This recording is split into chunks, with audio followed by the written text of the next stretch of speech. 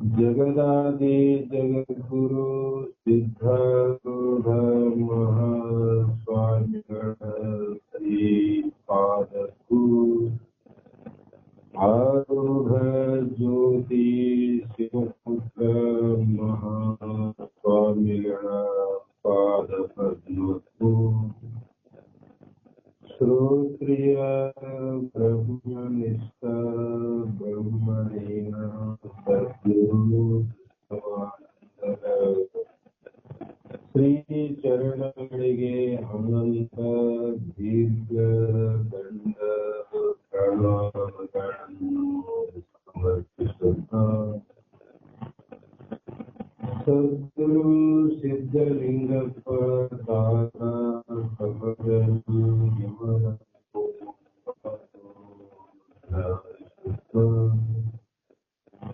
ತಮ್ಮೆಲ್ಲರಿಗೂ ವಂದಿಸುತ್ತ ಶ್ರಾವಣ ಮಾಸದ ಅಂಗವಾಗಿ ಹಮ್ಮಿಕೊಂಡಂತ ಜ್ಯೋತಿ ಬೆಳಗುತ್ತಿದೆ ಎನ್ನುವ ಗ್ರಂಥಕ್ಕೆ ಕಾರಣೀಭೂತರಾದ ಶ್ರೀಮನ್ ನಿಜಗುಣ ಯೋಗಿಗಳ ಶ್ರೀಪಾದಕ್ಕೆ ಅನಂತ ದೀರ್ಘ ದಂಡ ಪ್ರಣಾಮಗಳಿಸಿ ಸಮರ್ಪಿಸುತ್ತ ಗ್ರಂಥದಲ್ಲಿ ಪ್ರವೇಶವಾಗೋಣ. ನಿನ್ನೆ ದಿನ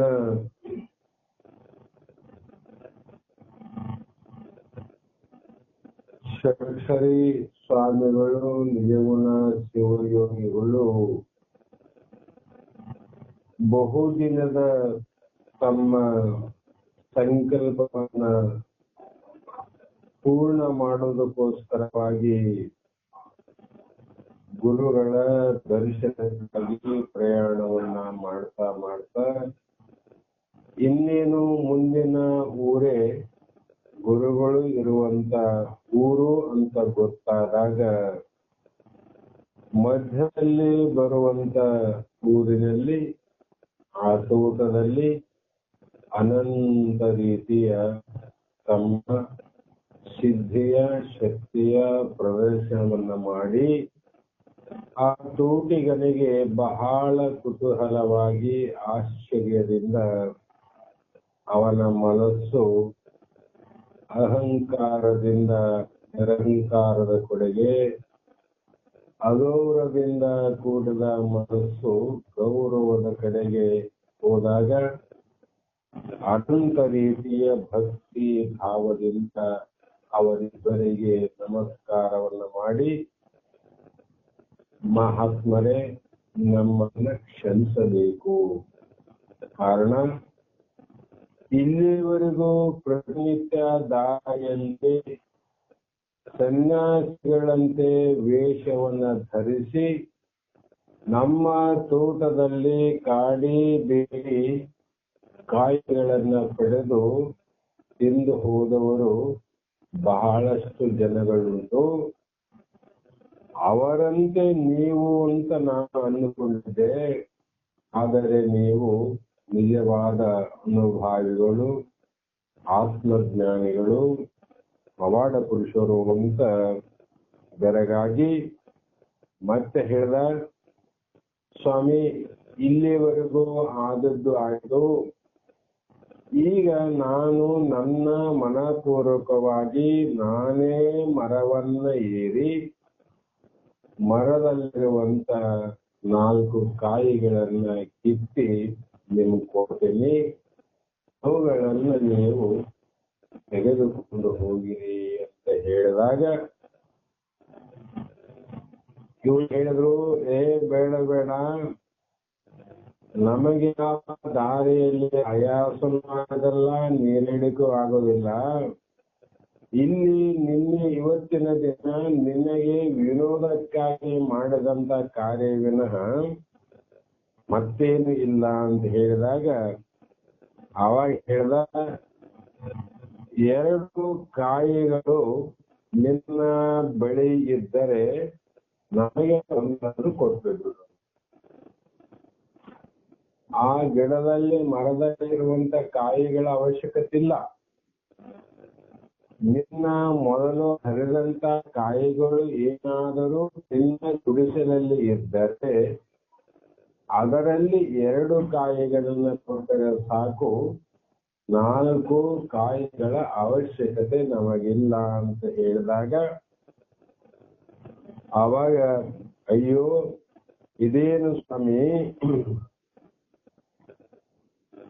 ದೊಡ್ಡ ಮಹಾನುಭಾವರು ನೀವೆಲ್ಲಿ ಹೋಗ್ತೀರಿ ಮುಂದ ಅಂದಾಗ ಈ ಕಾಯಿಗಳನ್ನು ತೆಗೆದುಕೊಂಡು ಗುರುಗಳ ದರ್ಶನಕ್ಕೆ ಹೊರಟಿರೇನು ಅಂತ ಕೇಳಿದ. ಯಾಕಂದ್ರೆ ಅವನಿಗೂ ಕೂಡ ಭಕ್ತಿ ಭಾವ ಬಂದಿತ್ತು. ಈ ಮಹಾತ್ಮರು ಎಲ್ಲಿಗೆ ಹೋಗ್ತಾರ ಕೇಳಬೇಕಂತ ಕುತೂಹಲನೂ ಉಂಟಾಯಿತು. ತಾನೇ ಇವರಿಗೆ ಮುಂಚೆ ಹೇಳಿದ, ನೀವು ಗುರುಗಳ ದರ್ಶನಕ್ಕಾಗಿ ಹೋಗ್ತಾ ಇದ್ದೀರೇನು, ಭುಜಲಿಂಗ ಸ್ವಾಮಿಗಳ ದರ್ಶನಕ್ಕಾಗಿ ಅಂದಾಗ ಅವಾಗ ಇವ್ರು ಹೇಳ್ತಾರ, ಅಲ್ಲೋ ನಾವು ಭುಜಲಿಂಗ ಸ್ವಾಮಿಗಳಲ್ಲಿ ಹೋಗ್ತೀವಂತ ನಿಮಗೆ ಹೇಗೆ ಗೊತ್ತಾಯಿತು ಅಂದಾಗ, ಇಲ್ಲ ಸ್ವಾಮಿ, ಅವರ ಕೀರ್ತಿ ವಾರ್ತೆ ಬಹಳಷ್ಟಿದೆ ನಮ್ಮಲ್ಲಿ. ಯಾಕೆಂದರೆ ಗುರುಗಳು ದೊಡ್ಡವರು ಮತ್ತು ಮಹಾ ಅನುಭಾವಿಗಳು ಸ್ವಾಮಿ. ಆ ಗುರುಗಳಿಂದ ಈ ದೇಶಕ್ಕೆ ಮಳೆ ಬೆಳೆ ಬರ್ತಾ ಇದೆ. ಅವರ ಬಳಿಗೆ ಹೋಗುತ್ತಿರುವ ತಮ್ಮಂತ ಮಹಾತ್ಮ ದರ್ಶನವಾದದ್ದು ನನ್ನ ಭಾಗ್ಯವೇ ಸರಿ ಅಂತ ಅಡ್ಜಸ್ಟ್ ಮಾಡಿ ಅದು ಒಂದೇ ಸೈಡ್ ನೋಡ್ರಿ. ನಿಮ್ಮಂತ ಮಹಾನುಭಾವರು, ಅಂಥ ಮಹಾನುಭಾವರಲ್ಲಿ ನೀವು ಹೋಗ್ತೀರಂದ್ರೆ ನಿಮ್ಮಂತ ಮಹಾನುಭಾವರ ದರ್ಶನ ನನಗಾದದ್ದು ದೊಡ್ಡ ಭಾಗ್ಯವೇ ಸರಿ ಅಂತ ಅಂದುಕೊಂಡು ಅವರು ಹೇಳಿದಂತೆ ಗುಡಿಸಲಿನಲ್ಲಿ ಇರುವಂತ 4 ಕಾಯಿಗಳನ್ನ ತೆಗೆದುಕೊಂಡು ಬಂದ. ಆದರೆ ನಿಜಗುಣರು ಅವುಗಳಲ್ಲಿ 2 ಮಾತ್ರ ತೆಗೆದುಕೊಂಡು ಷಡಕ್ಷರಿ ಸ್ವಾಮಿಗಳಿಗೆ 1 ಕಾಯಿಯನ್ನು ಕೊಟ್ಟರು. ಮತ್ತೊಂದು ಕಾಯಿಯನ್ನ ತಾನು ಹಿಡಿದುಕೊಂಡು ಚೌಟಿಯನಿಗೆ ನಮಸ್ಕಾರವನ್ನು ಮಾಡಿ ಅವನಿಗೆ ಆಶೀರ್ವದಿಸಿ ಹೋದರು. ಅಷ್ಟೊತ್ತಿಗೆ ಆಕಾಶದಲ್ಲಿರುವಂತ ಸೂರ್ಯ ಪೂರ್ವದಲ್ಲಿ ಹುಟ್ಟಿ ಪಶ್ಚಿಮ ದಿಕ್ಕಿನಲ್ಲಿ ಅಸ್ತಂಗತನಾಗುವಂತಹ ಸಮಯ ಇದ್ದಾಗಿತ್ತು. ಆ ವೇಳೆಗೆ ಸರಿಯಾಗಿ ಇವರು ಕೈಯಲ್ಲಿ ಒಂದೊಂದು ಕಾಯಿಯನ್ನು ಹಿಡಿದುಕೊಂಡು ಗುರುಗಳು ಇರುವಂತ ಗುಡಿಕೇರಿ ಅನ್ನುವಂತ ಪಟ್ಟಣಕ್ಕೆ ಬಂದು ಮುಟ್ಟಿದರು. ಅಲ್ಲಿಗೆ ಬಂದು ತಲುಪಿದರು. ಆಗ ಊರಿನ ಮುಂಭಾಗದಲ್ಲಿ ಆ ಮಠ ಇತ್ತು. ಆ ಮಠದ ಪ್ರವೇಶವನ್ನ ಮಾಡಿ ಗುರುಗಳ ದರ್ಶನವನ್ನ ಪಡೆದು ಅವರ ಹಿಂದಿನ ಕೆಲವು ಘಟನೆಗಳನ್ನ ಮನಸ್ಸಿನಲ್ಲಿ ನೆನೆದು ಆನಂದವಾಗಿ ಇರಬೇಕಂತ ಅವರ ಮನಸ್ಸು ತುಂಬಿಸುತ್ತಿದ್ದವು. ಅಷ್ಟರೊಳಗೆ ಭುಜಲಿಂಗ ಸ್ವಾಮಿಗಳ ಮಠದ ಆವರಣವನ್ನ ನಿಜಗುಣರು ಮತ್ತು ಷಡಕ್ಷರಿ ಸ್ವಾಮಿಗಳು ಪ್ರವೇಶವನ್ನ ಮಾಡಿದಾಗ ಅದೇ ಸಮಯದಲ್ಲಿ ಸ್ವಾಮಿಗಳು ಮಠದ ಮುಂದಗಡೆ ಇರುವಂತ ಒಂದು ಕಟ್ಟೆಯ ಮೇಲೆ ಕುಳಿತಿದ್ರು ಭುಜಲಿಂಗ ಸ್ವಾಮಿಗಳು. ಅವರು ಕಟ್ಟೆಯ ಮೇಲೆ ಕುಳಿತಾಗ ಕೆಳಗಡೆ ಸುತ್ತಮುತ್ತ ಅನೇಕ ಜನ ಶಿಷ್ಯರು ಕುಳಿತುಕೊಂಡು ಆ ಭುಜಲಿಂಗ ಸ್ವಾಮಿಗಳ ವಚನಗಳನ್ನ ಕೇಳ್ತಾ ಇದ್ರು. ಆವಾಗ ಆ ಭುಜಲಿಂಗ ಸ್ವಾಮಿಗಳು ದೂರದಲ್ಲಿ ಬರುವಂತ ಈ ಷಡಕ್ಷರಿ ಸ್ವಾಮಿ ಮತ್ತು ನಿಜಗುಣರನ್ನ ದೂರದಿಂದ ನೋಡಿ ತಮ್ಮ ಮಾತನ್ನ ಕೇಳಲಿಕ್ಕೆ ಕುಳಿತಂತ ಭಕ್ತರಿಗೆ ಹೇಳಿದ್ರು. ಅವ್ರಿಗೆ ಗೊತ್ತಾಯ್ತು ಯಾರು ಅಂದ್ರೆ ಇವರಿಬ್ಬರು ಭುಜಲಿಂಗ ಸ್ವಾಮಿಗಳ ಶಿಷ್ಯರೇ, ನಿಜಗುಣರು ಅವರ ಶಿಷ್ಯರೇ, ಷಡಕ್ಷರಿ ಅವರು ಶಿಷ್ಯರೇ. ಬಹಳ ದಿವಸಗಳ ಹಿಂದೆ, ಬಹಳ ವರ್ಷಗಳ ಹಿಂದೆ ಮಠದಲ್ಲಿ ವಾಸವನ್ನ ಮಾಡಿ ಎಲ್ಲ ಅಭ್ಯಾಸವನ್ನ ಮಾಡಿ ಗುರುಗಳ ಅಪ್ಪಣೆಯಂತೆ ಹೊರ ಹೋಗಿ ಎಷ್ಟೋ ವರ್ಷವಾಗಿತ್ತು. ಈಗ ಅವರು ಮಠದ ಕಡೆ ಅದು ಜೋಡಿಯಾಗಿ ಬರುವುದನ್ನು ನೋಡಿ ಭುಜಲಿಂಗ ಸ್ವಾಮಿಗಳು ಹೇಳಿದ್ರು, ನೋಡ್ರಿ. ಆವಾಗ ಹೇಳಿದ್ರವರು, ಅಲ್ಲಿ ಬರ್ತಕ್ಕಂಥವು ಎರಡು ಮದಗಜಗಳಂದ್ರು. ಎರಡು ಮದವೇದ ಆನೆಗಳು ಬರಕತ್ತ. ಶಿಷ್ಯರಿಗೆ ಹೇಳ್ತಾರ, ಎರಡು ಆನೆ ಮದ ಏರಿ ಬರತಾವ. ಅವು ಸುಮ್ಮನೆ ಬಂದ ದಾರ್ಯಾಗ ಯಾರು ಸಿಗಲ್ಲ ಅಂದ್ರೆ ತಾವೇ ಒಂದಕ್ಕೊಂದು ತಿಕ್ಕಿ ತಿಕ್ಕಿ ತಿಕ್ಕಿ ಗುಡ್ಡಾಡ್ಕೊಂತ ಬಂದವಿಲ್ಲಿ ಅಂತ ಹೇಳಿದಾಗ, ಅವರಲ್ಲಿ ಕೆಲವರಿಗೆ ಅಲ್ಲಿ ಬರುತ್ತಿದ್ದವರ ಗುರುತು ಸಿಕ್ಕಿತು. ಮಠ ಅಂದ್ಮೇಲೆ ಬಹಳ ಗಮ್ಮತ್ತಿರ್ತಾವ. ಸಾಯೋವರೆಗೆ ಯಾವ ಶಿಷ್ಯರು ಮಠದಾಗ ಇರಂಗಿಲ್ಲ. ಮೊದಲು ಅಭ್ಯಾಸಕ್ಕೆ ಬಂದಿರ್ತಾರ. ಆ ಸಮಯದಲ್ಲಿ ಯಾರ್ಯಾರು ಇರ್ತಾರ ಜೊತೆಗೆ ಅವ್ರ ಪರಿಚಯ ಇರ್ತಾರ. ಅದರಂಗೆ ಆ ಮಠದಲ್ಲಿ ನಿಜಗುಣರು ಷಡಕ್ಷರಿ ಸ್ವಾಮಿಗಳು ಇರುವಂತಹ ಪ್ರಸಂಗದಲ್ಲಿ ಕೆಲವು ಒಬ್ಬರು ಇಬ್ಬರು ಮಾತ್ರ ಹಳಬರಿದ್ರು. ಉಳಿದವರೆಲ್ಲ ಹೊಸಬರು. ನಮ್ಮಲ್ಲಿ ನೋಡ್ತಾರೆ 25 ವರ್ಷ ಆಯ್ತು. ಹಳಬರು ಎಷ್ಟೋ ಕೆಲವು ಮಂದಿ ಉಳ್ಕೊಂಡಾರ. ಎಷ್ಟೋ ಮಂದಿ ಬರೋದು ಹೋಗೋದು ಸಹಜ ಪ್ರಕ್ರಿಯೆ. ಈಗ ಮೊದಲು 20 ವರ್ಷದಿಂದ ಶಾಸ್ತ್ರ ಕೇಳುವವರು ಯಾರ್ಯಾರಿದ್ರು ಅಂತ ಈಗ ಬಂದು ನೋಡಿದಾಗ ಎಲ್ಲೋ ಒಬ್ಬರಿಬ್ಬರು ಕಾಣುತ್ತಾರೆ. ಉಳಿದವರೆಲ್ಲ ಹೊಸವರೇ. ಅದರಂತೆ ಆ ಹಳಬರಿಗೆ ಮಾತ್ರ ಗೊತ್ತಾಯ್ತು, ಅಲ್ಲಿ ಮದಗಜಗಳಂತ ಗುರುಗಳು ಹೇಳ್ತಾರಂದ್ರೆ ಅವರೊಬ್ಬರು ನಿಜಗುಣರು, ಇವರು ಷಡಕ್ಷರಿಗಳು ಕಂಡಿಡ್ತಾರೆ. ಉಳಿದವರಿಗೆ ಅವರ ಹೆಸರನ್ನ ಕೇಳಿದ್ರು. ಹಿಂದೆ ನಿಜಗುಣ ಈ ಮಠದಲ್ಲಿದ್ದಂತೆ ಎಷ್ಟೋ ಪದ್ಯಗಳನ್ನ ರಚನೆ ಮಾಡಿದ್ರಂತೆ. ಗುರುಗಳು ಅವರಿಗೆ ಹೆಚ್ಚಿನ ಶಿಷ್ಯನಾಗಿದ್ದಂತೆ. ಮುಂದೆ ಅವರು ಗುರುಗಳ ಆಶೀರ್ವಾದವನ್ನು ಪಡೆದುಕೊಂಡು ಇಲ್ಲಿಂದ ಹೋದರಂತೆ ಅಂತ ಕಥೆ ಕೇಳ್ತಾ ಆಳಿದ್ರು. ಅದರ ಪ್ರತ್ಯಕ್ಷ ನೋಡಿದವರು ಒಬ್ಬರಿಬ್ಬರಿದ್ರು. ಉಳಿದವರು ಕೂಡ ಅವರ ಬರುವಿಕೆಯನ್ನ ಕುತೂಹಲದಿಂದ ಆಶ್ಚರ್ಯದಿಂದ ನೋಡ್ತಿದ್ರು. ದೂರದಿಂದಲೇ ಗುರುಗಳನ್ನ ಕಂಡ ಇಬ್ಬರು ಆತ್ರದಿಂದ ಬಂದು ಗುರುಗಳಿಗೆ ದೀರ್ಘದಂಡ ನಮಸ್ಕಾರವನ್ನ ಮಾಡಿ. ನೋಡ, ನಮಸ್ಕಾರಕ್ಕ ದೀರ್ಘದಂಡಕ್ಕೆ ಏನು ವ್ಯತ್ಯಾಸ ಇರಬಹುದು? ಯಾವ ಉಪನಿಷತ್ತಾದ್ರೂ ನೋಡ್ರಿ, ಯಾವ ವೇದಗಳನ್ನ ನೋಡ್ರಿ, ಯಾವ ಗ್ರಂಥವನ್ನ ತೆಗೆದು ನೋಡಿದ್ರು ಕೂಡ ಶಿಷ್ಯ ಒಬ್ಬ ಗುರುವಿಗೆ ಶರಣಾಗತನಾಗಬೇಕಾಗಿದ್ದರೆ ತಾನು ಸಾಷ್ಟಾಂಗ ನಮಸ್ಕಾರವನ್ನ ಮಾಡಿದ್ದಾರೆ ಅಂತ ಬರೀತಾರೆ.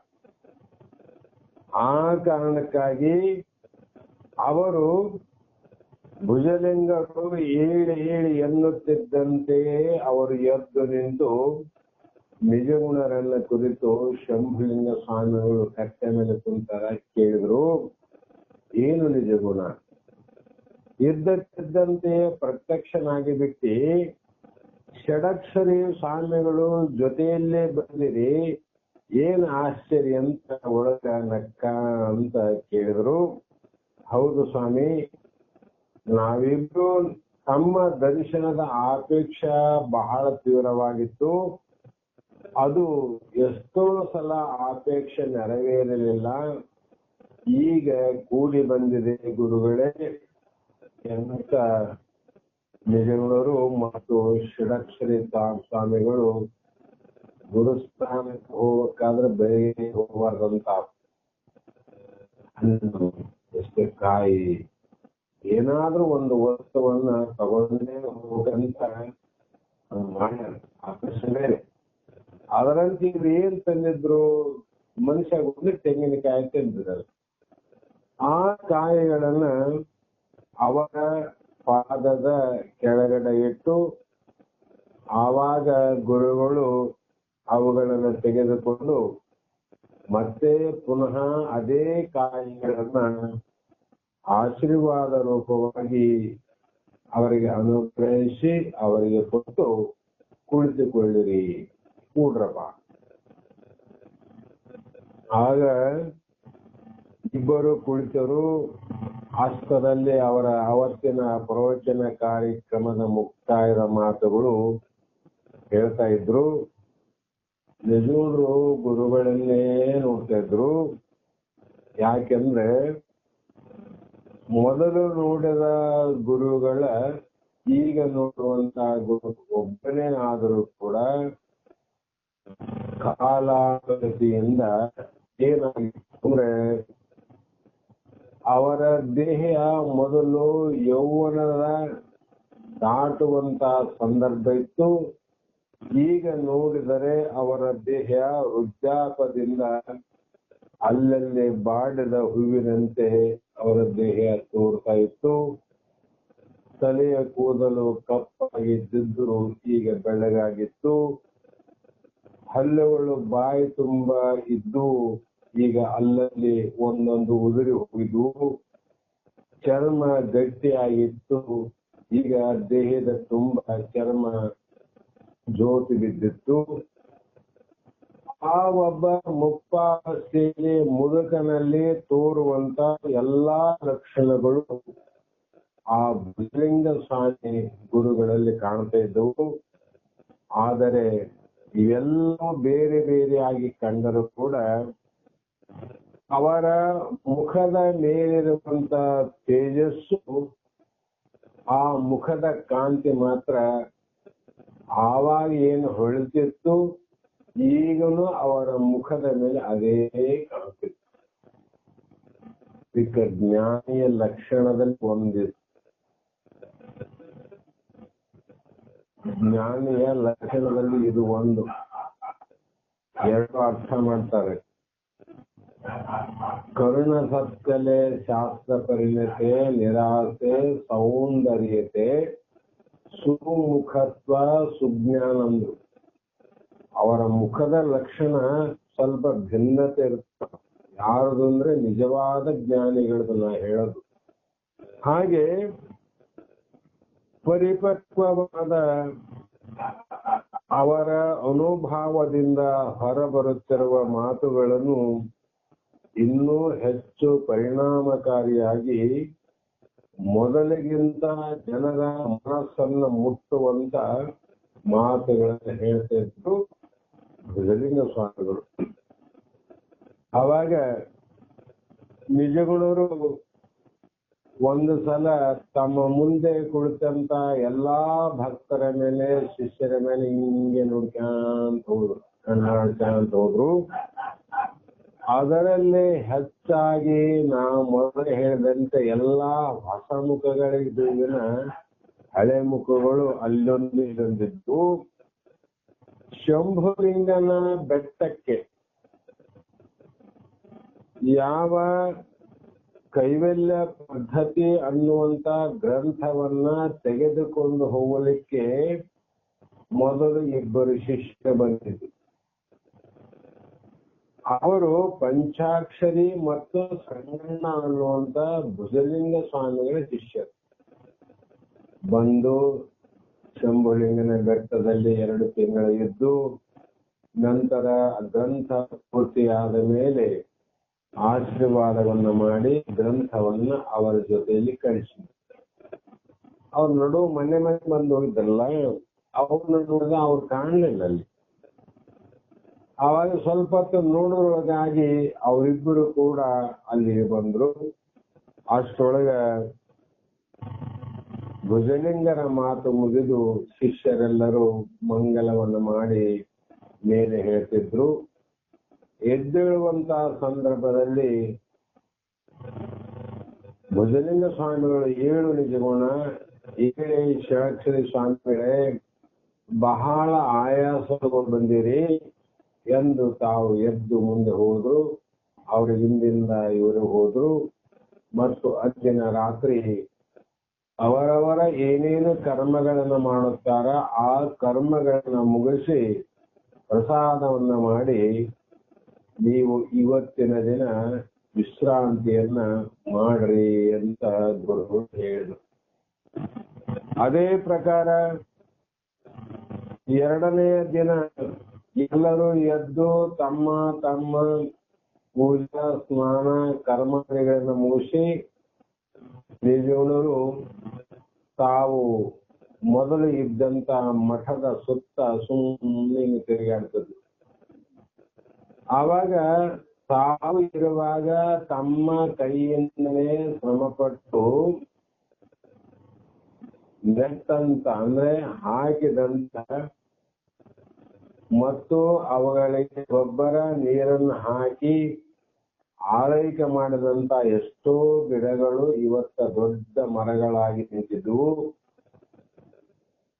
ಒಂದೊಂದು ಸ್ಥಳಕ್ಕೆ ಸುತ್ತ ನೋಡ್ತಾ ಬಂದಂಗೆಲ್ಲ ತಾವು ಆಯಾ ಜಾಗದಲ್ಲಿ ಮಾಡಿದ ಸೇವೆ, ಆ ಸೇವೆಯಿಂದ ಮಠದಲ್ಲಿ ಬೆಳೆದಂತ ದೊಡ್ಡ ಬೆಳವಣಿಗೆ, ಆ ಮಠದ ಸೇವೆಗೆ ಆದಂತ ತಮ್ಮ ಪ್ರತಿಫಲಗಳನ್ನು ನೆನೆಯುತ್ತಾ ಅವರು ನೆನಪು ಮಾಡ್ತಾ ಹೋದ್ರು. ನಾವು ಮೊದಲು ಬಂದಾಗ ಹಿಂಗಿತ್ತು, ಈಗ ಹಿಂಗಾಗಿದೆ ಅಂತ ನೆನಪು ಮಾಡ್ತಾ ಹೋದ್ರು. ಆಗ ಇಬ್ಬರು ಶಿಷ್ಯರೇನಾರ ಷಡಕ್ಷರಿ ಸಂಗಣ್ಣ ಹಿಂದೆ ಬಂದಿದ್ದು, ಪಂಚಾಕ್ಷರಿ ಮತ್ತು ಸಂಗಣ್ಣ, ಅವರು ಈ ಸುತ್ತಲೂ ತಿರುಗಾಡಿ ಮಠದ ಆಗಿನ ಪರಿಸ್ಥಿತಿ ಈಗಿನ ಪರಿಸ್ಥಿತಿಗಳನ್ನ ನಿಜಗುಣರಿಗೆ ವಿವರಿಸ್ತಾ ಹೋದ್ರು. ನೋಡು, ಮೊದಲು ಶಾಂತಾಶ್ರಮ ಹೇಗಿತ್ತು, ಈಗ ಹೇಗಿದೆ, ಮೊದಲು ಸಿದ್ಧಾರೂಢರ ಮಠ ಹೇಗಿತ್ತು, ಈಗ ಹೇಗಿದೆ ಅನ್ನುವುದನ್ನ ಹೊಸದಾಗಿ ಹೋದವರಿಗೆ ಇತಿಹಾಸ ಗೊತ್ತಿಲ್ಲ ಅಂದ್ರೆ ಗೊತ್ತಿದ್ದವ್ರು ನಮ್ಗೆಲ್ಲ ಹೇಳ್ತಾರೆ, ಇಲ್ಲದೆ ಮೊದಲು ಹಿಂಗಿತ್ತು, ಮೊದಲು ಹೀಗಿತ್ತು ಅಂತ.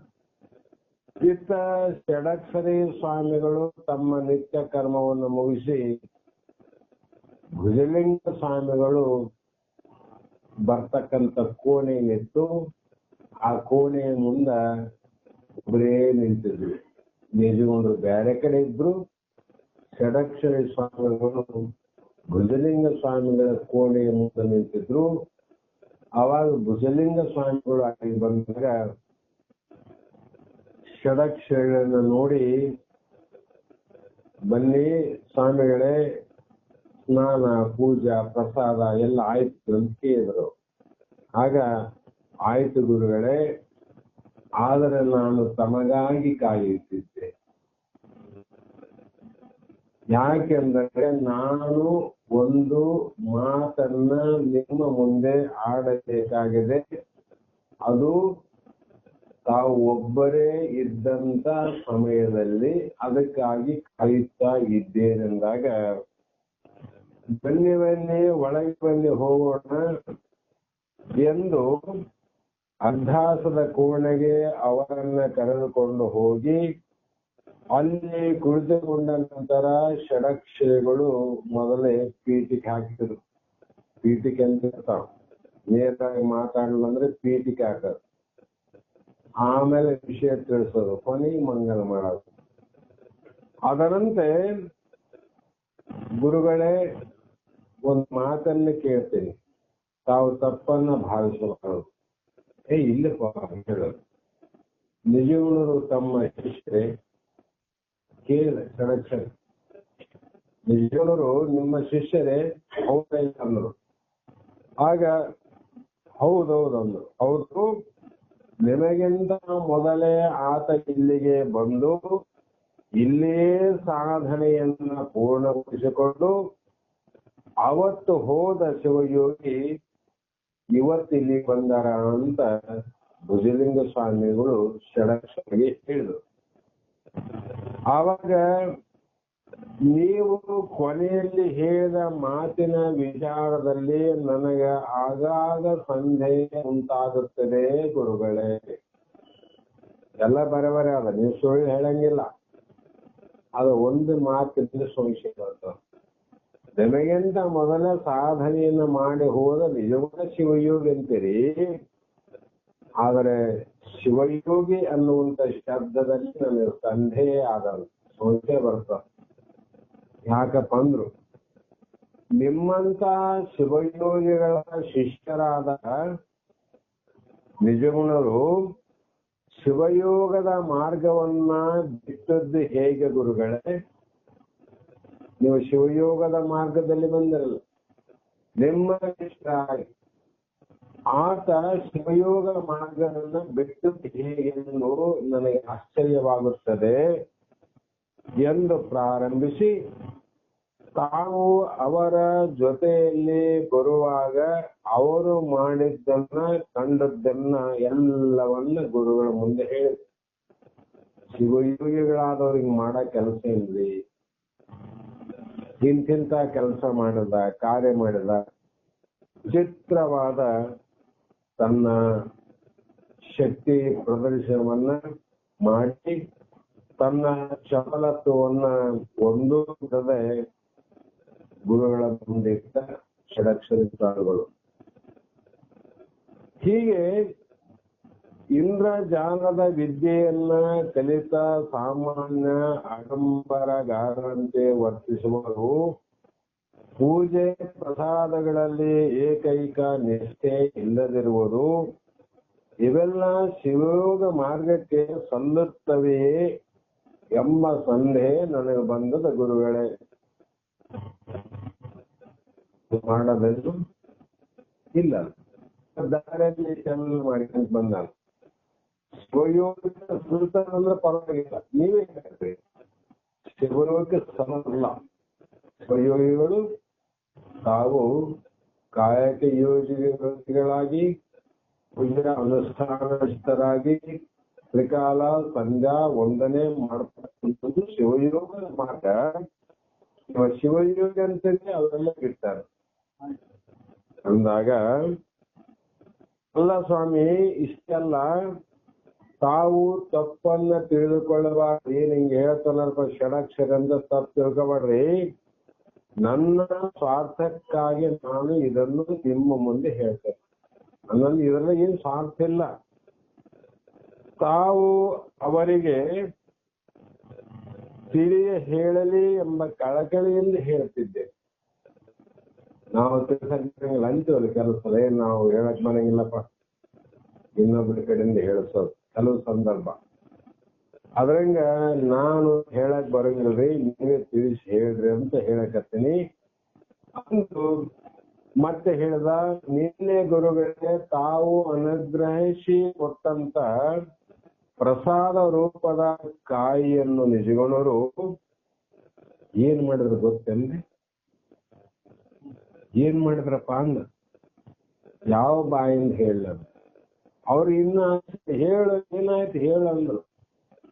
ಆ ಪ್ರಸಾದ ಗುರುಗಳು ಕೊಟ್ಟಂತ ಪ್ರಸಾದವನ್ನ ಕಾಯಿನ ಅವರು ಹಿಂಗ ಮೂಗಿನಿಂದ ಮೂಸಿ ನೋಡಿ ಒಂದು ಗೂಡಿನಲ್ಲಿ ಅದನ್ನ ಹೆಸರು ಬಿಟ್ರ, ಹೊಡೆದು ಬಿಟ್ಟ. ಅವ್ರು ಪ್ರಸಾದ ಮೂಸಿ ನೋಡ್ತಾರೆ, ಯಾರಲ್ಲ ಮೂಸಿ ನೋಡಿದ ಹೊಗೆದು ಬಿಟ್ಟ. ಇದು ಪ್ರಸಾದವನ್ನ ಒಬ್ಬ ಶಿಷ್ಯ ಕಾಣುವ ರೀತಿ ಸತ್ಯ ಕಷ್ಟ ಮಾಡ್ತಾರ ಅವ್ರು. ಇದು ಯಾರಾದ್ರೂ ಹಿಂಗ್ ಮಾಡ್ತಾರೆ. ಆವಾಗ ಭುಜಂಗರು ಕ್ಷಣಕಾಲ ಕಣ್ಣು ಮುಚ್ಚಿ ಧ್ಯಾನಾಸಕ್ತರಾಗಿ ಅನಂತರ ನಿಧಾನವಾಗಿ ಕಣ್ತೆರೆದರು. ಮಗ ಷಡಕ್ಷರಿ ಸ್ವಾಮಿಯನ್ನು ಕೇಳಿದರು. ಷಡಕ್ಷರಿ ನೀವು ಅವನ ಜೊತೆಯಲ್ಲಿ ಶಂಭುಲಿಂಗನ ಬೆಟ್ಟದಲ್ಲಿ ಕೂಡಿದ್ದವರು. ಅಲ್ಲಿಯೂ ಹೀಗೆ ಮಾಡುತ್ತಿದ್ದರೋ ಅಥವಾ ಇಲ್ಲವೋ ಎಂಬುದನ್ನ ನಾನು ನೋಡಿಲ್ಲ, ನೀ ಹೇಳಲು. ಅವಾಗ ಗುರುಗಳೇ, ಶಂಭುಲಿಂಗನ ಬೆಟ್ಟದಲ್ಲಿ ನಾವು ಬಹಳ ವರ್ಷ ಕೂಡಿದ್ದೀವಿ, ಆದರೆ ಈ ದಾರಿಯಲ್ಲಿ ಮಾಡಿದಂತ ಕ್ರಿಯೆಗಳನ್ನ ಎಂದೂ ಮಾಡಿಲ್ಲ, ಅದು ನನಗೆ ಗೊತ್ತಾಗ. ಮತ್ತೆ ಆ ಬೆಟ್ಟದಲ್ಲಿ ಇದ್ದಾಗ ನಿಜಗುಣರಲ್ಲಿ ಇಂತಹ ಅದ್ಭುತವಾದ ಶಕ್ತಿ ಆದಂತ ನನಗೂ ಗೊತ್ತಿಲ್ಲ, ಯಾಕೆ ಒಮ್ಮೆನೆಲ್ಲ ಪ್ರಯೋಗ ಮಾಡಿಲ್ಲ. ಇವೆಲ್ಲ ದಾರಿಯಲ್ಲಿ ಮಾಡಿದಂತ ಕ್ರಿಯೆ ದಾರಿಯಲ್ಲಿ ನನಗೆ ಗೊತ್ತಾಗದಾಗ ಅದರಿಂದ ಭುಜಲಿಂಗ ಸ್ವಾಮಿಗಳಿಗೆ ಸ್ವಲ್ಪ ಆನಂದ ಆಯಿತು. ಆನಂದ ತೋರಿಸಲಿಲ್ಲ. ಸರಿ, ಅಲ್ಲಿ ಮಾಡಿಲ್ಲ, ಈ ದಾರಿಯಲ್ಲಿ ಮಾಡಿದ್ದಾನೆ ಅಂದ್ರೆ ಏನೋ ವಿರೋಧಕ್ಕಾಗಿ ಇರಬಹುದು, ಅಥವಾ ಆಶಕ್ಕಾಗಿ ಆದರೂ ಕೆಲವು ತನ್ನ ಶಕ್ತಿಗಳನ್ನ ಆತ ತೋರಿಸಿರಬಹುದು ಅಷ್ಟೇ. ಆದರೂ ನೀವು ತಿಳಿಸಿದಂತೆ ಅಷ್ಟಕ್ಕೆ ಮಾಡಿರಬಹುದು. ಆದ್ರೂ ಕೂಡ ಹೇಳಿದ್ಮೇಲೆ ಆ ವಿಚಾರವಾಗಿ ಆತಗೆ ನಾನು ಎಚ್ಚರಿಕೆ ಮಾಡ್ತೇನೆ, ಎಚ್ಚರಿಕೆ ಕೊಡ್ತೇನೆ, ತಪ್ಪಿಲ್ಲ. ಎಂದು ಅವರು ತಾವು ಅನುಗ್ರಹಿಸಿದ ತೆಂಗಿನ ಕಾಯಿಗಳ ವಿಷಯವನ್ನು ನೆನೆಸಿಕೊಂಡು ಮತ್ತೆ ಹೇಳಿದರು. ಪ್ರಸಾದವೆಂದು ನಿಜಗುಣ ಹಾಗೆ ಉದಾಸೀನದಿಂದ ಕಂಡವನೇ ಅಲ್ಲ. ನಮ್ಮ ಮಠದಲ್ಲಿ ಎಷ್ಟೋ ವರ್ಷ ಪ್ರಸಾದವನ್ನು ಹಿಂಗ ಉದಾಸೀನ ಮಾಡಿದವನಲ್ಲ. ನೀವು ಅವನೇನ ಮಾಡ್ಲಿ, ನೀವು ಆ ಪ್ರಸಾದವನ್ನು ಏನ್ ಮಾಡಿದ್ರಿ ಅಂತ ಭುಜಲಿಂಗ ಸ್ವಾಮಿಗಳು ಷಡಕ್ಷರಿಗಳ ಪ್ರಶ್ನೆ. ಆತ ಏನನ್ನ ಮಾಡ್ಲಪ್ಪ, ನೀನೇನು ಮಾಡಿದೀವ? ಅವಾಗ ಹೇಳಿದಾತ, ಆ ಕಾಯಿಯನ್ನ ಒಡೆದು ಪ್ರಸಾದವನ್ನು ಸಂಪೂರ್ಣವಾಗಿ ಸ್ವೀಕಾರ ಮಾಡಿದ್ದೇನೆ ಗುರುಗಳೇ. ಅವಾಗ ಮತ್ತೆ ನೀನು ಮಾಡಿದಂಗೆ ಆತನು ಮಾಡಿರಬಹುದಲ್ಲ ಅಂತಾಗ, ಇಲ್ರಿ ಆತ ಮೂಸ ನೋಡಿ ಹೋಗೋದನ ಇರ್ಲಂತ ಗುರುಗಳಿಗೆ ಗೊತ್ತಾಯ್ತು. ಏನೋ ಒಂದು ಗೂಢ ರಹಸ್ಯ ಆದ. ಜೀವನದ ಮೇಲೆ ಅತ್ಯಂತ ವಿಶ್ವಾಸ, ಅತ್ಯಂತ ಪ್ರೇಮ. ಭುಜರಂಗರು ಆ ಗೂಡಿನಲ್ಲಿ ಹೆಸೆದು ಹಾಕಿದ ಕಾಯಿಯನ್ನ ಮತ್ತೆ ವಾಪಸ್ ತರಿಸಿ ಅದನ್ನು ಒಡೆದು ನೋಡಿದರು ಷಡಕ್ಷರ ಸ್ವಾಮಿಗಳ ಶಿಷ್ಯರ ಎದುರಿಗೆ. ಬರಿಯ ಚಿಕ್ಕು ಮಾತ್ರ ಉಳಿದಿತ್ತು, ಬೇರೆ ಯಾವ ಪ್ರಸ್ತಾವವೇ ಅದರಲ್ಲಿದೆ. ಬರೀ ಚಿಕ್ಕ. ಅವಾಗ ನೋಡಿ ಷಡಕ್ಷರ ಸ್ವಾಮಿಗಳೇ, ನೀವು ಪ್ರಸಾದವನ್ನು ಸ್ವೀಕಾರ ಮಾಡುವಾಗ ಒಳಗಡೆ ಚಿಪ್ಪಿಗೆ ಅಲ್ಲಿಷ್ಟು ಇಲ್ಲಿಷ್ಟು ಏನಾದ್ರೂ ಹತ್ತಿರಬಹುದು, ಹೌದಿಲ್ಲ? ಆ ನಿಜಗುಣ ಒಂದು ಚೂರು ಬಿಡಲಾರ್ದಂಗೆ ಎಲ್ಲಾ ಸ್ವೀಕಾರ ಮಾಡ್ಯ ನೋಡು ಪ್ರಸಾದ. ಎಲ್ಲ ಸ್ವೀಕಾರ ಮಾಡಲಿಲ್ಲ, ನಿಂದು ಉಳಿದಿರ್ತದ. ಶಿವಯೋಗಿ ಪ್ರಸಾದ ಅಂದ್ರೆ ಹಂಗೆ ಉಳಿಸೋಗದೆ. ಆ ರೂಢರ ಪ್ರಸಾದ ಅಂದ್ರೆ ಅಳಿಸೋದ, ಉಳಿಸೋದಿಲ್ಲ. ಶಿವಯೋಗದಲ್ಲಿ ಉಳಿತದ, ಆ ಒಮ್ಮೆ ಅಳದ ಬಿಡುತ್ತದೆ.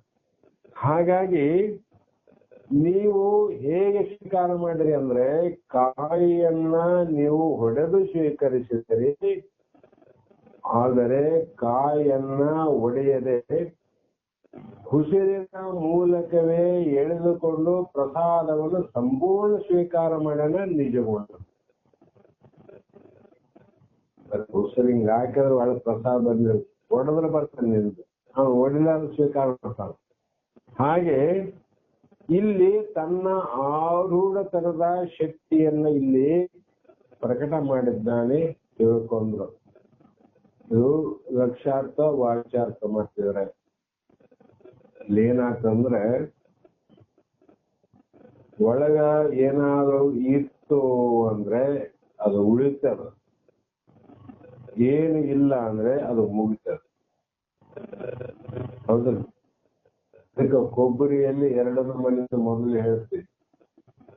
ಆರೂಢರ ಸ್ಥಿತಿ ಹೇಗೆ, ಶಿವಯೋಗಿಗಳ ಸ್ಥಿತಿ ಅಥವಾ ಅಜ್ಞಾನಿಗಳ ಸ್ಥಿತಿ ಹೇಗೆಂದ್ರೆ, ಒಂದು ಹಸಿ ತೆಂಗಿನಕಾಯಿನ ದೇವರಿಗೆ ಅಥವಾ ಸಿದ್ಧಾರೂಢರಿಗೆ ಹೊಡೆದಾಗ ಆ ಕಾಯಿಯಲ್ಲಿ ಎರಡು ಕೊಬ್ಬರಿ, ಎರಡು ಓಳು ಬರ್ತಾವ, ಒಂದ್ ಈ ಕಡೆ ಒಂದ್ ಈ ಕಡೆ. ಕಾಯಿ ಹೊಡೆದಾಗ ಮೊದಲು ಏನಾಗ್ತದ, ಚಿಪ್ಪಿಗೆ ಹೆಟ್ಬಿಡ್ತದ ಮ್ಯಾಲೆ. ಚಿಪ್ಪಿಗೆ ಹೊಡೆತ ಬಿದ್ದಾಗ ಆ ಚಿಪ್ಪು ಸೀಡಿ ಎರಡಾಗ್ತದ. ಎರಡಾದಾಗ ಅದ್ರೊಳಗೆ ಕೊಬ್ಬರಿ ಇರ್ತದ. ಮತ್ತೆ ಅದನ್ನ ಹೀಗೆ ಹೀಗೆ ಹೊಡೆದು ಆ ಚಿಪ್ಪಿನಿಂದ ಕೊಬ್ಬರಿಯನ್ನು ಹೊರಗೆ. ಅದ್ರಾಗ ಸ್ವಲ್ಪ ಕಲ್ತಿರ್ತದ, ಜಲ್ಲೆ ಬರ್ತದ. ಎಳೆದಿತ್ತಂದ್ರೆ ಹೊರಕಂಡ ಹೋಗ್ತದ. ಎಳೆದಿತ್ತಂಗ ಯೋಚನೆ ಮಾಡಿ ಹೊರಕಂತ ಹೋಗ್ತದ. ಅದಂತೆ ಇಲ್ಲಿ ಮಂದ, ಮಧ್ಯಮ, ಉತ್ತಮನ ಸ್ಥಿತಿ ಇರ್ತಾವಲ್ಲ, ಅದೇ ದೃಷ್ಟಾಂತದಾಗ ಬರ್ತಾವೆಲ್ಲ. ಆವಾಗ ಆ ಕಾಯಿಲೆ ಹೊಡೆದಾಗ ಮೊದಲು ಏಟು ಬೀಳ್ತದ, ಒಳಗೆ ಏಟು ಬೀಳ್ತದ. ಆಮೇಲೆ ಇನ್ನೊಂದು ಗಿಟ್ಟ ಅಂತ ಇರ್ತದ. ಬೆಳೆದ ಕಾಯನ್ನ ಈಗ ಹೊಡೆದ ತಕ್ಷಣ ಮೇಲಿನ ಚಿಪ್ಪಿಗೆ ಏಟು ಬೀಳ್ತದ, ಒಳಗಿನ ಕೊಬ್ಬರಿ ಹಂಗೆ ಕೈಗೆ ಬರ್ತ. ಕೊಬ್ಬರಿ ಹಂಗೆ ಬಂತಿಲ್ಲ, ಏನೇನಾಗದ ಅದಕ್ಕೆ? ಅದು ಒಳಗ ಚಿಪ್ಪಿನಾಗ ಆದಿಲ್ಲ, ಇದನ್ನು ಚಿಪ್ಪಿನೊಳಗ ಆದ. ಇದ್ರ ಪರಿಸ್ಥಿತಿ ಹಿಂಗೆ ಯಾಕ, ಇದ್ರ ಪರಿಸ್ಥಿತಿ ಹಿಂಗೆ ಯಾಕ? ಅದಕ್ಕ ಇಲ್ಲಿ ಸಾಮಾನ್ಯದ ಸ್ಥಿತಿ ಹೇಗಂದ್ರೆ, ದೇಹಕ್ಕ ನಾವೆಲ್ಲರೂ ಅಂಟಿಕೊಂಡಿವಿ. ದೇಹದೊಂದು ಚಿಪ್ಪು ಜೀವಾತ್ಮ ಅಂಟಿ ಬಿಟ್ಟಾನ. ಅಂಟಿದ ಕಾರಣ ಈ ಆ ಕಾಯಿ ಹೊಡೆದಾಗ ಹೇಗೆ ಕಾಯಿಗೆ ಅನಂತ ಪೆಟ್ಟು ಬೀಳ್ತಾವೋ ಅದರಂತೆ ಈ ಜೀವಾತ್ಮ ದೇಹಕ್ಕೆ ಅಂಟಿಕೊಂಡಿದ್ರೆ ದೇಹಕ್ಕೆ ಏನಾದ್ರೂ ಪೆಟ್ಟಾದಾಗ, ಹೊಡೆದಷ್ಟೇ ಅಲ್ಲ, ಯಾವುದೇ ರೀತಿ ರೋಗ ರುಜಿ ಅನಂತ ರೀತಿ ಏನೇನಾದ್ರೂ ಕೂಡ ಒಳಗೆ ಅವನಿಗೆ ಆಗ್ತವೆ, ಜೀವನಿಗೆ ಆಗ್ತವೆ. ಒಳಗೆ ಕೊಬ್ಬರಿಗೆ ಬಿದ್ದಾಗ ಏನಂದ ಬಲಿತ ಕಾಯಿಗೆ ಏನಾದ್ರು ಹೊಡೆದ್ರೆ ಅದ ಒಳಗೆ ಏನಾದ್ರು ಒಂದ್ ಏಟಾದ್ರೂ ಬೀಳ್ತದೆ ಅನ್ನೋದಕ್ಕೆ ಬಾಧೆನೇ ಆಗೋದಿಲ್ಲ. ಚಿಪ್ಪಿಗೆ ಬಾಧೆ ಆಗ್ತದ, ಕೊಬ್ಬರಿಗೆ ಬಾಧೆ ಇಲ್ಲ. ಅದರಂತೆ ಆತ್ಮಜ್ಞಾನಿಗಳ ದೇಹಕ್ಕ ಏನೇ ಬಾಧೆಗಳಾಗಲಿ, ಏನೇ ರೋಗ ಆಗಲಿ, ಯಾವುದೇ ವಿಕಾರ ಆಗಲಿ, ಯಾವುದೇ ಆಕಾರ ಆಗಲಿ, ದೇಹಕ್ಕೆ ಏನೇ ಕಷ್ಟಗಳಾದರೂ ಕೂಡ ಒಳಗಿರುವಂತ ಜೀವಾತ್ಮನಿಗೆ ಒಂಚೂರು ಕಷ್ಟ ಆಗತ್ತೆ. ಯಾಕೆ? ಅದಕ್ಕೆ ಅಂಟಿಲ್ಲಲ್ಲ. ನಮ್ಮದಕ್ಕೆ ಪರಿಣಾಮ ಎಲ್ಲಿವರೆಗೂ ಈ ಅನಿತ್ಯವಾದ ದೇಹ ಶರೀರದ ಇದು ನಂದು ಅಂತ ಅಂಟಿರುತ್ತೆ, ಅಲ್ಲಿವರೆಗೂ ದೇಹಕ್ಕೆ ಬರತಕ್ಕಂತ ಹುಟ್ಟು ಯಾರಿಗೂ ಬಂದದ? ಹುಟ್ಟಿದ ದೇಹನೋ ಜೀವನೋ? ಶರೀರ ಹುಟ್ಟೋದಿಲ್ಲ. ಆ ಶರೀರ ಹುಟ್ಟಿದಂದ್ರೆ ಹುಟ್ಟುವಾಗ ಬಾಧೆ ಶರೀರಕ್ಕೆ ಸಂಬಂಧವಿನ ಒಳಗಿರ್ತಕ್ಕಂಥ ಆತ್ಮನ ಸಂಬಂಧ. ಮತ್ತೆ ನಾಳೆ ಸಾವು ಬರೋದ ಅದಕ್ಕೆ ಶರೀರಕ್ಕೆ ಬರುತ್ತೆ. ಮತ್ತೆ ಶರೀರಕ್ಕೆ ಸಂಬಂಧ ಜನನ ಶರೀರಕ್ಕೆ ಒಳಗ ಅಂಟಲಾರದಂತೆ ಇರುವಂತ ದೇಹದ ಸಂಬಂಧವಿಲ್ಲದಂತ ಜೀವಾತ್ಮನಿಗೆ ಎಂದೂ ಸಾಕಿಲ್ಲ, ಎಂದು ಹುಟ್ಟಿಲ್ಲ. ಅದಕ್ಕಾಗಿ ಜ್ಞಾನಿಗಳು ಇದೇ ಶರೀರವನ್ನು ತೊಟ್ಟುಕೊಂಡು ಆನಂದ ಪಟ್ಟರು, ಅಜ್ಞಾನಿಗಳು ಇದೇ ಶರೀರವನ್ನು ತೊಟ್ಟುಕೊಂಡು ದುಃಖ ಪಡುತ್ತೇವೆ. ಇದಕ್ಕೆ ಕಾರಣ ಏನು? ಒಂದು ಅರಿವು, ಇನ್ನೊಂದು ಮರಿವು. ನಮ್ಮನ್ನ ನಾವು ಮರ್ತೀವಿ, ಈ ಬಂದ್ ಆಗ್ತದೆ. ನಮ್ಮನ್ನ ನಾವು ಯಾವ ತಿಳ್ಕೊಂತೀವಿ, ಇದು ಬಿಡುಗಡೆ ಆಗ್ತದೆ. ಅದಕ್ಕೆ ಆರೂಢರ ಸ್ಥಿತಿಯನ್ನ ನಿಜಗಳು ತೋರಿಸ್ಕೊಟ್ಟ ನೋಡಿ ಷಡಕ್ಷರಿ ಅಂದ್ರು. ಶಿವಯೋಗದ ಅಂಟಿರ್ತದ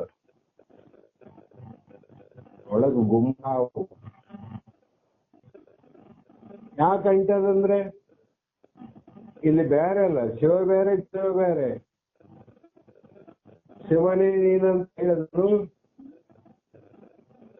ಶಿವ ಬೇರೆ ಜೀವ ಬೇರೆ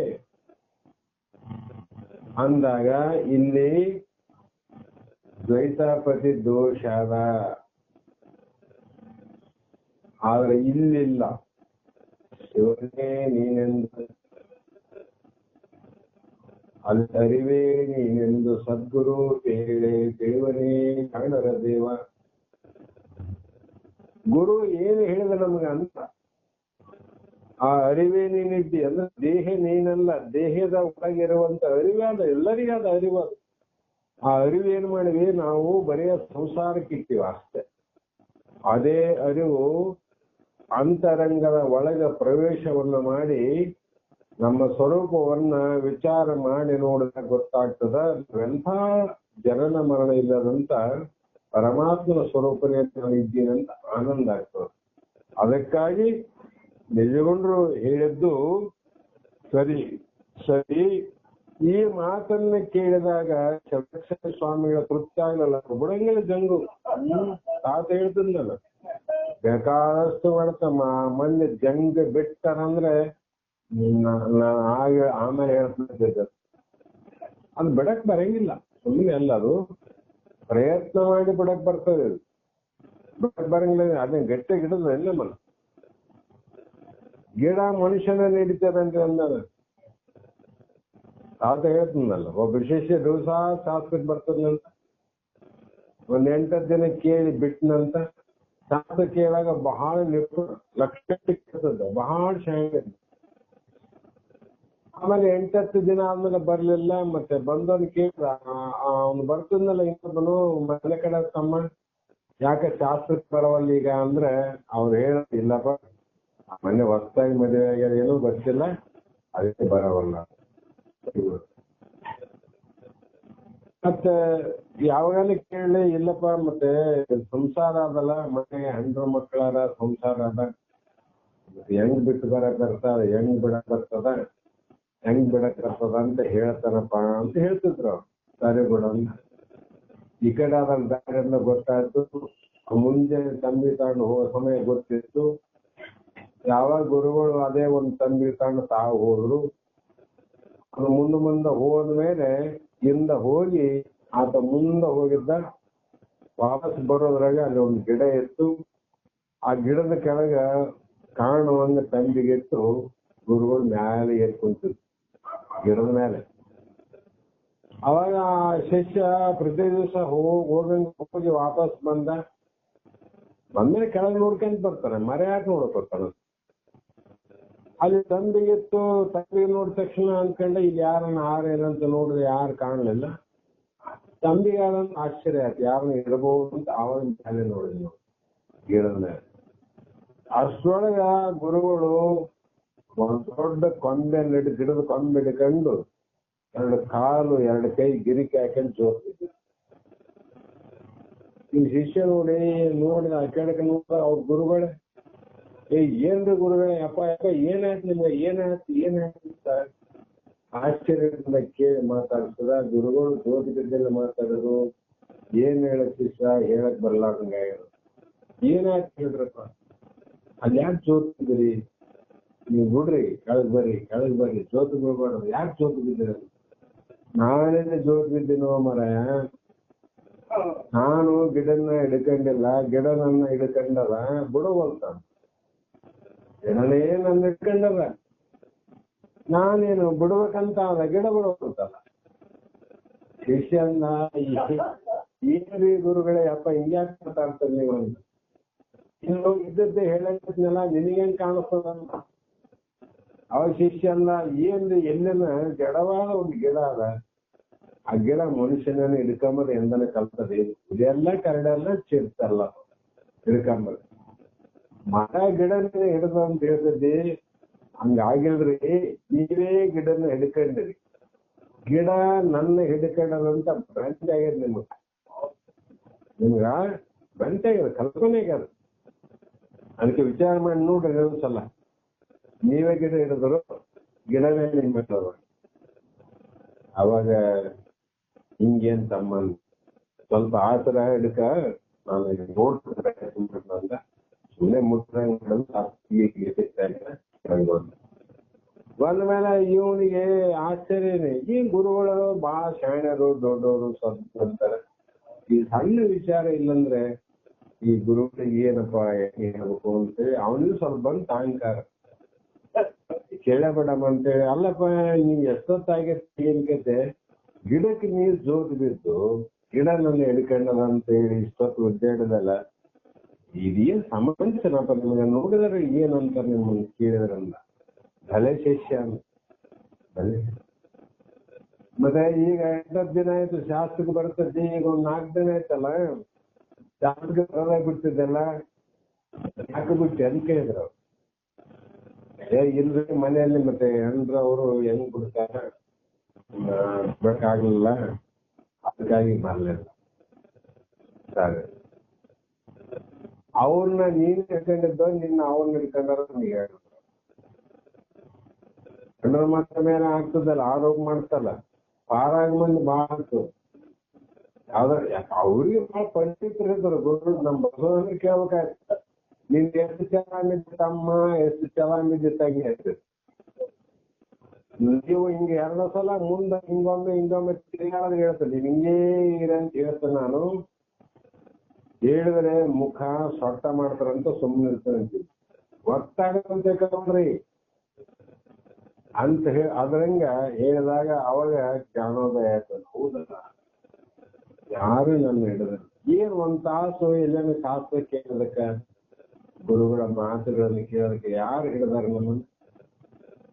ಯಾರು ಹಿಡಿದ್ರೆ ನಾವೇ ಹಿಡ್ಕೊಂಡಿವಿ, ಕಪ್ಪು ಬಸ್ಸೆ ನಾವ್ ಹಿಡ್ಕೊಂಡಿವಿ, ಕಾರ ಬಜ್ಜಿ ನಾವ್ ಹಿಡ್ಕೊಂಡಿವಿ, ಉಗ್ರ ಮಾತುಗಳ ಕೇಳಕ್ ನಾವೇ ಹಿಡ್ಕೊಂಡಿವಿ. ಮತ್ ಅವ್ರ ಬಿಡ್ಲಲ್ಲ, ಇವ್ರ ಬಿಡ್ಲಿ, ಇವ್ರ ಇದು ಆರೋಪ. ಹಾಗೆ ಇಲ್ಲಿ ಕೂಡ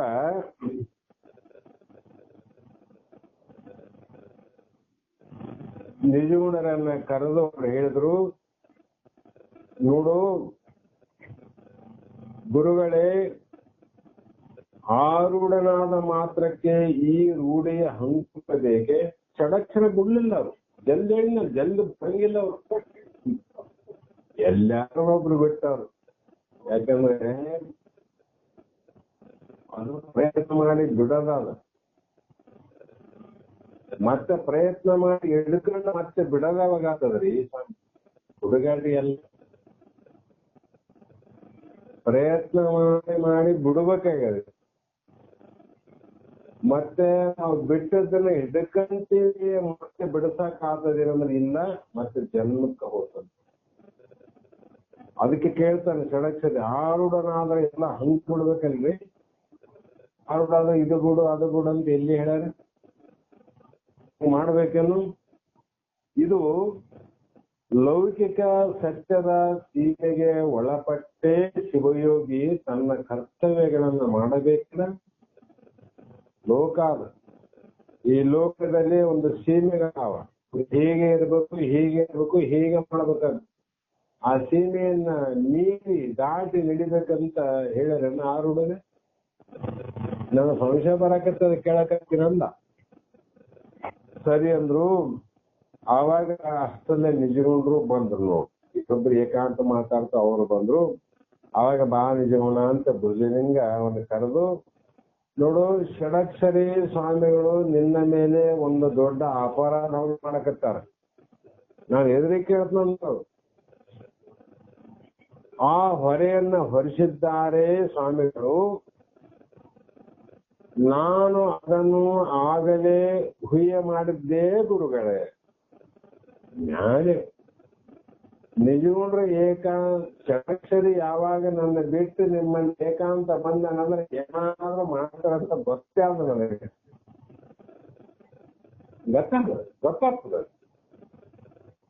ಗೊತ್ತಾಗ್ಯದ.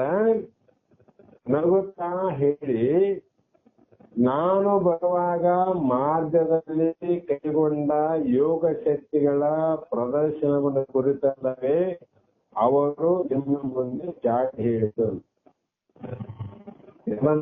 ಆರೋಪ, ಅದೇ ಆರೋಪ, ಮತ್ತೆ ನನ್ನ ಮೇಲೆ.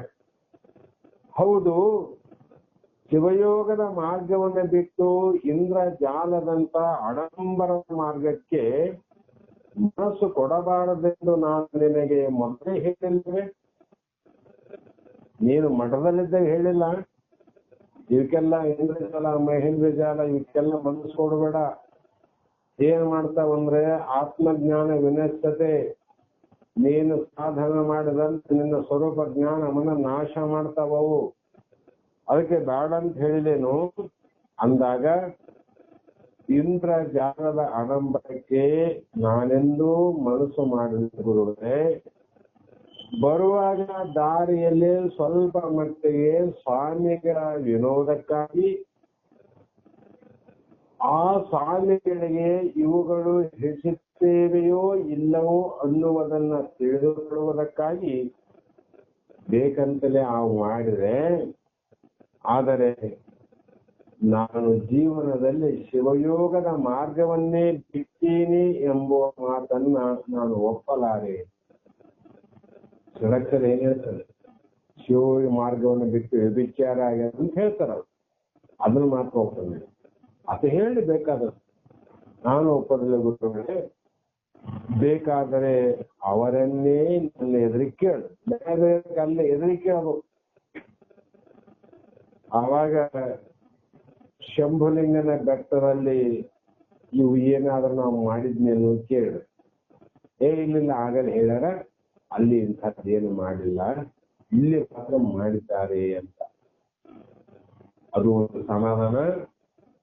ಮತ್ತೆ ನೋಡಪ್ಪ, ನೀನು ಹವ್ಯಾಸಕ್ಕಾದ್ರು ವಿನೋದಕ್ಕಾಗಿ ಯಾವುದೇ ಸಂದರ್ಭ ಬಂದ್ರು ಇದನ್ನ ಬಿಟ್ಬಿಡಿ, ಮತ್ತೆ ಎಂದು ಮಾಡಲಿಕ್ಕೆ ಹೋಗಬೇಡ ಅಂತ ಎಚ್ಚರಿಕೆಯನ್ನು ಮಾಡಿದ್ರು ಭುಜಲಿಂಗ ಸ್ವಾಮಿಗಳು. ಅಪ್ಪನೇ ಗುರುಗಳೇ ಎಂದರು. ಷಡಕ್ಷರಗಳ ಕಡೆ ತಿರುಗಿ, ಗುರುಗಳೇ ತಮಗೀಗ ಸಮಾಧಾನವಾಯಿತೇ ಷಡಕ್ಷರಿ ಸ್ವಾಮಿಗಳಂದ್ರು. ಅಪ್ಪ ಈಗ ನಾಯ್ತಿಲ್ಲ ಸಮಾಧಾನ ನನಗೆ. ಅವಾಗ ಈಗ ನನಗೆ ಸಮಾಧಾನವಾಯಿತು. ನಿಜ ಹೇಳಬೇಕೆಂದರೆ ಈ ಚಪಲ ಸಿದ್ಧಿಗಳು ಸುಡುಗಾಡು ಸಿದ್ಧರಂತೆ ನಿಮಗೆಲ್ಲಿ ಗಂಟು ಬಿದ್ದಿ ಎಂದು ನನಗೆ ತುಂಬಾ ಆತಂಕವಾಗಿತ್ತಪ್ಪ. ಸುಡುಗಾಡು ಸಿದ್ಧರು ಅಲ್ಲಿ ಕುಂತೆ ಇಲ್ಲಿ ಕುಂತೆ, ಆ ಸಿದ್ಧೆ ಮಾಡಿದೆ ಈ ಸಿದ್ಧೆ ಮಾಡಿದೆ, ನೀರಿನ ಕುಂತೆ, ಸ್ಮಶಾನದ ಕುಂತೆ, ಹೆಣದ ಮೇಲೆ ಕುಂತೆ, ಹೆಣದ ಬಾಯಿ ತುತ್ತಿಟ್ಟು ನಾದಿಂದ, ಇವೆಲ್ಲ ಸಿದ್ಧಿಗಳು ಮಾಡೋಕ್ಕಾದ್ರೆ ಕೆಲವು ಕರ್ಮಗಳವ. ಅವೆಲ್ಲಿ ನೀನು ಗಂಟು ಬಿದ್ದು ಅಂತ ನನಗೆ ಆಶ್ಚರ್ಯ ಆಗಿತ್ತು. ಅವಾಗ ಇವರು ಬಹಳ ಮುಗ್ಧ ಮನಸ್ಸಿನ ಶಿವಯೋಗಿಗಳು ಗುರುಗಳೇ ಅಂತ ನಿಜವರು ನಗುತ್ತಾ ಹೇಳಿ, ಒಂದು ಕ್ಷಣವಾದರೂ ಅದರಿಂದ ಅತ್ತಿತ್ತ ಚಲಿಸುವುದನ್ನು ಇವರು ಸಹಿಸಲಾರರು ಅಂತ ಹೇಳಿ, ನಿನ್ನ ಆರೂಢ ಮಾರ್ಗದ ಲೀಲೆಯನ್ನು ಜನ ಸರಿಯಾದ ರೀತಿಯಲ್ಲಿ ಅರ್ಥ ಮಾಡಿಕೊಳ್ಳದಿದ್ರೆ ಅದು ಅಪಾಯಕಾರಿಯಾಗುತ್ತದೆ ಎಂಬುದು ಇವರ ಅಭಿಪ್ರಾಯ. ಷಡಕ್ಷರಂ ಕೈ ಬಿಡಲಿಲ್ಲ. ನೋಡು ನಿಜವಣ್ಣ, ಆರೂಢ ಲೀಲೆ ಒಪ್ಪಿ ಆರೂಢ ಮಾರ್ಗದ ಲೀಲೆಯಲ್ಲಿ ಬರ್ತಕ್ಕಂಥವು ಅದರ ಸಾಮಾನ್ಯ ಜನ ಅರ್ಥ ಮಾಡಿಕೊಳ್ಳುವ ಶಕ್ತಿ ಇಲ್ಲದ ಅಜ್ಞಾನಿಗಳು ಬಹಳಾರ. ಅದಕ್ಕಾಗಿ ಎಲ್ಲಿ ಅಪಾಯ ಆಗುತ್ತದೆ ಎಲ್ಲರೂ ಆರೂಢ ಲೀಲೆ ಮಾಡ್ಕೊಂತವ್ರೆ.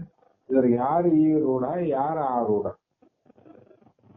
ಅಂತ ಅನ್ನಂಗ ಆಗಬಹುದು ಅನ್ನುವಂತ ಕಳಕಳಿಯಿಂದ ಈ ಮಾತು ಹೇಳ್ಯಾರ ಅಂತಂದಾಗ, ಅಲ್ಲದೆ ನೀನು ಕೃತಿ ಅಂದ್ರೆ ಗ್ರಂಥ ಪರಮಾನುಭವ ಬುದ್ಧಿಯಲ್ಲಿ ಆರೂಢನ ಕುರಿತು ಕೆಲವು ಮಾತುಗಳು ಬಂದವೆ.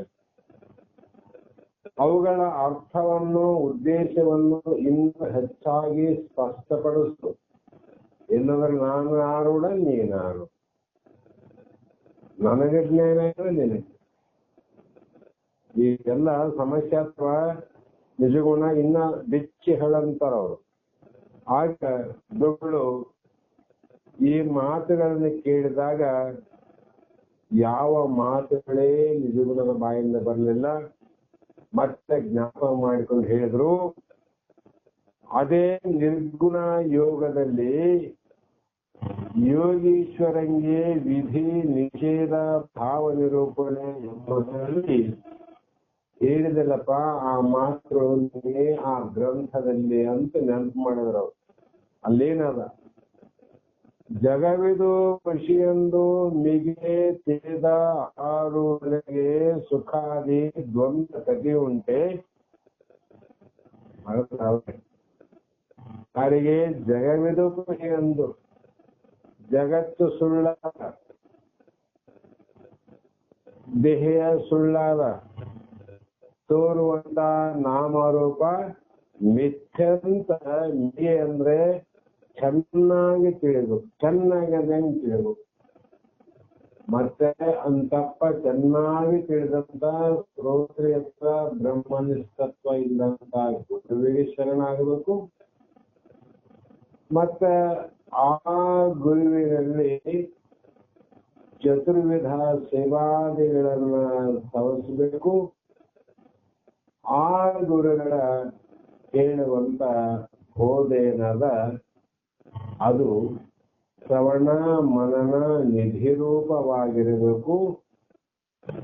ಮತ್ತು ಅವರು ಹೇಳುವಂತ ಪ್ರತಿಯೊಂದು ಶಬ್ದದಲ್ಲಿ ಸಾಕ್ಷಾತ್ ಭರ್ಗೋ ನರಾಕೃತಿ ಆ ಪರಮಾತ್ಮನಿಗೆ ಹೇಳಕತ್ತನ ಅಂತ ಆ ಭಗವಂತನ ಮಾತಿನಲ್ಲಿ ಸಂಪೂರ್ಣವಾದ ವಿಶ್ವಾಸ. ಅದು ನಿಗೆ ತಿಳಿದಂಗ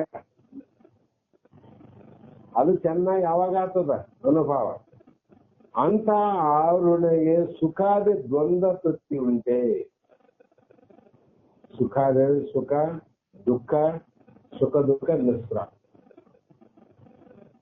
ಅತಗ ಯಾವ್ದಾನ ಯಾರಾದ್ರೂ ಹುಟ್ಟ್ಯಾರಂತ ಸುಖ ಆನಂದಿಲ್ಲ, ಯಾರಾದ್ರೂ ಸತ್ತರಂತ ದುಃಖ ಕಷ್ಟ ಇಲ್ಲ.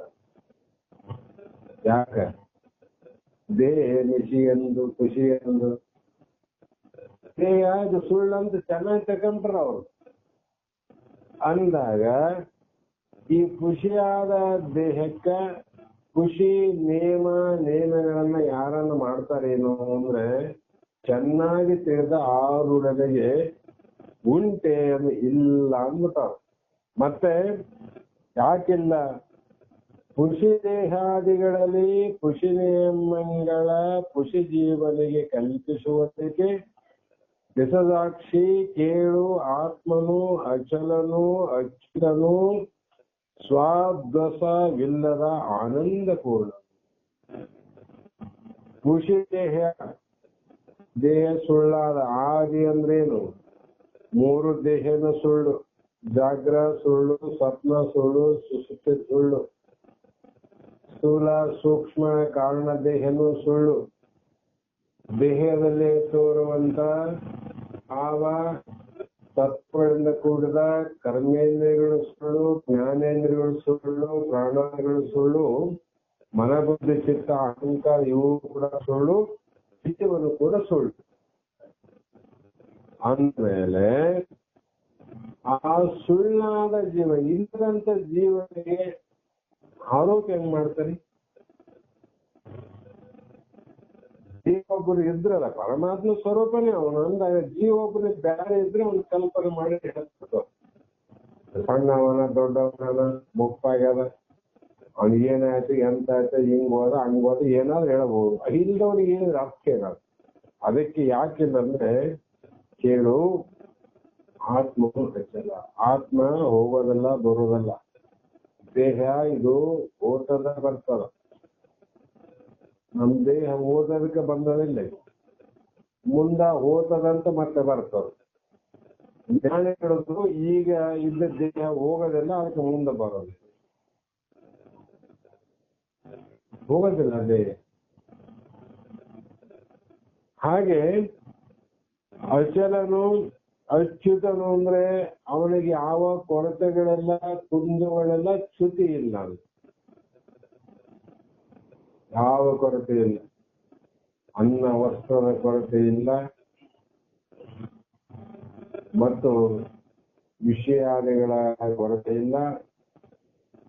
ಯಾವುದೇ ರೀತಿಯ ಬೇಕು ಬೇಡ ಅನ್ನುವ ಕೊರತೆ ಇಲ್ಲದೆ ಯಾವೊಂದು ಆಸೆ ಆಕಾಂಕ್ಷೆ ಪರವಸ್ತುವಿನ ಪ್ರಭಾವ ಪರವಸ್ತುವಿನ ಕೂಡುವಿಕೆ ಇಲ್ಲದೆ ನಿಸ್ಸಂಗನಾಗಿರ್ತಕ್ಕಂಥವನು ಆತ್ಮ. ಯಾರು ಸಂಗಿಲ್ಲ ಆತ್ಮನಿಗೆ.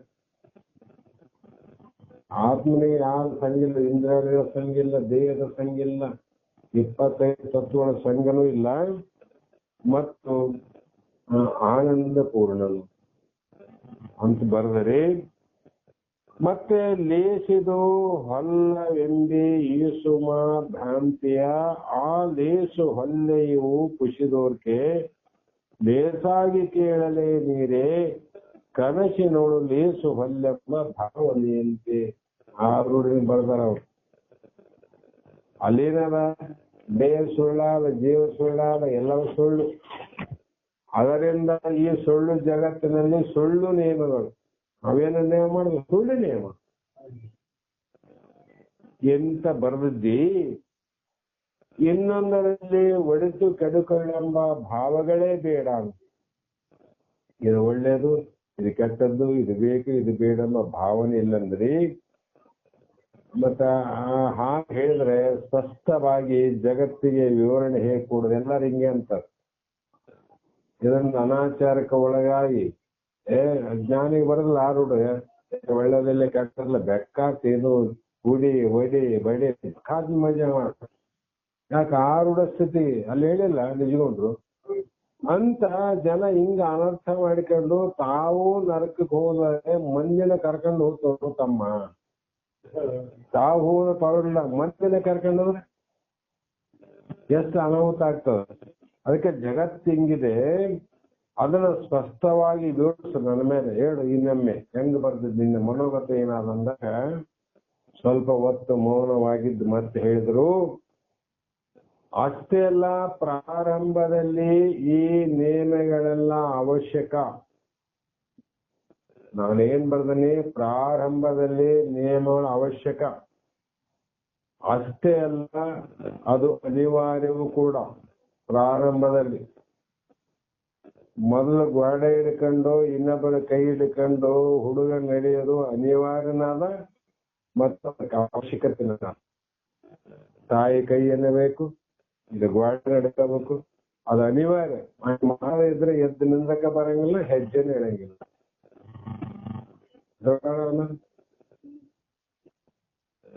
ತಾಯಿ ಕೈ ಹಿಡ್ಕೊಂಡು ತಿರುಗಾಡ್ತಾರೆ. ತಾಯಿ ಕೈ ಸಿಗಲಾರ್ದ ಓಡಾಡ್ತಾರ ಅವ್ರು. ಹಿಡಕಕ್ಕೆ ಹೋದ್ರೆ ಸಿಗೋದಿಲ್ಲ. ಯಾಕಂದ್ರೆ ಅವ್ರ ಅವಶ್ಯಕತೆ ಇಲ್ಲ, ಅನಿವಾರ್ಯನಿಲ್ಲ ಅಂತವನಿಗೆ. ಹೌದಿಲ್ಲ? ಅದರಂತೆ ನಾನು ಬರುವುದು ಆರೂಢನಿಗೆ ಅವಶ್ಯಕತೆ ಅಲ್ಲ, ಸಾಧಕನಿಗೆ ಅವಶ್ಯಕತೆನಾದ ಅಧಿಕಾರಿನಾದ ಗುರುಗಳೇ ಈ ಒಂದು ಮನೋಗತ ಇತ್ತು ನಾ ಬರುದಿಲ್ಲ ಅಂತ. ಇದು ಗುರುಗಳ ಉತ್ತರ ಕೊಡುವಾಗ ಎಷ್ಟು ಸಮಂಜಸವಾದ ಉತ್ತರ. ಆದರೆ ಒಂದು ನಿಲುವಿಗೆ ಜೀವ ಏರಿ ಗುರಿಯನ್ನು ಸೇರಿದ ಮೇಲೆ ವ್ಯರ್ಥವಾದ ನಿಯಮಗಳ ಅಗತ್ಯವಿಲ್ಲ. ಮತ್ತೆ ತಾಯಿ ಕೈ ಹಿಡಿದ ಅವಶ್ಯಕತೆ. ಅದರಂಗ ನಾನು ಹೇಳುತ್ತಿರುವುದು ಸಾಧಕನ ಮಾರ್ಗವಲ್ಲ ಗುರುಗಳೇ, ಆರೂಢನ ಲಕ್ಷಣವನ್ನ ನಾ ಹೇಳಿನಿ ಅಂತ ಹಾಗೆ ಹೇಳಿದ್ರು. ಮತ್ತೆ ಅದು ಸರಿಯಲ್ಲ ಹೇಳೋದ್ರಿಂದ ಸ್ಪಷ್ಟೀಕರಣ ಗೊತ್ತಾಗ್ತೀವಿ ಯಾವ ದೃಶ್ಯಕ್ಕೆ ಅಂತ. ಹಾಗೆಂದ ಮಾತ್ರಕ್ಕೆ ಲೌಕಿಕ ನಿಯಮಗಳೆಲ್ಲ ಬಿಟ್ಟು ಹುಚ್ಚದಂತೆ ವರ್ತಿಸಬೇಕೆ ಅಂತ ಮತ್ತೆ ಪ್ರಶ್ನೆ ಮಾಡಿದಾಗ ಅದಕ್ಕೆ ನಾಳೆ ದಿನ ನಿಜವರು ಉತ್ತರವನ್ನ, ಸ್ಪಷ್ಟೀಕರಣವನ್ನ ಗುರುಗಳ ಮುಂದೆ ಕೊಡುವವರು ಇದ್ದಾರೆ ಎನ್ನುವಂತ ಮಾತನ್ನ ಹೇಳಿ ಇಲ್ಲಿಗೆ ಸಮಯ ಆಗದ. ನಾಳೆಯ ದಿನ ಮತ್ತೆ ಮುಂದುವರಿಸಿ.